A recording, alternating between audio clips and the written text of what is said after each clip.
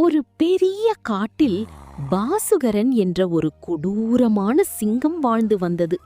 அது கண்ணில் படும் விலங்குகளையெல்லாம் வேட்டையாடி தின்று வந்தது. இதனால் பயந்து போன காட்டிலுள்ள விலங்குகள் எல்லாம் ஒரு முடிவுக்கு வந்தன. சிங்கத்திடம் சென்று, அரசே, நீங்கள் வேட்டையாட வேண்டாம், தினமும் ஒரு விலங்கு உங்கள் குகைக்கு உணவாக வந்துவிடும் என்று கூறின. சிங்கமும் அதற்கு சம்மதித்தது.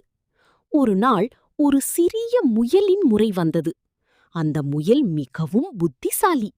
அது சிங்கத்திற்கு பாடம் புகட்ட நினைத்து சிங்கத்தின் குகைக்கு மிகவும் தாமதமாகச் சென்றது. பசியால் கோபமாக இருந்த சிங்கம் ஏன் இவ்வளவு தாமதம் என்று கர்ஜித்தது.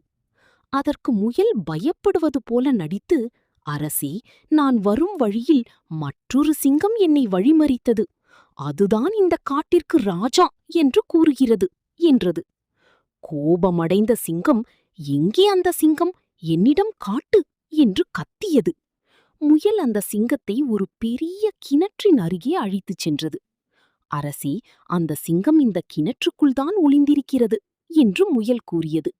சிங்கம் கிணற்றுக்குள் எட்டி பார்த்தது. தண்ணீரில் அதன் சொந்த நிழல் தெரிந்தது.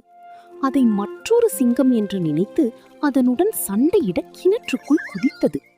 முடிவில் அந்த பேராசை பிடித்த சிங்கம் கிணற்றுக்குள் மூழ்கி இறந்தது. புத்திசாலி முயல் மகிழ்ச்சியுடன் மற்ற விலங்குகளிடம் சென்று இந்த செய்தியை சொன்னது. இந்த கதையின் நீதி என்னவென்றால், வலிமையை விட புத்திசாலித்தனமே மேலானது.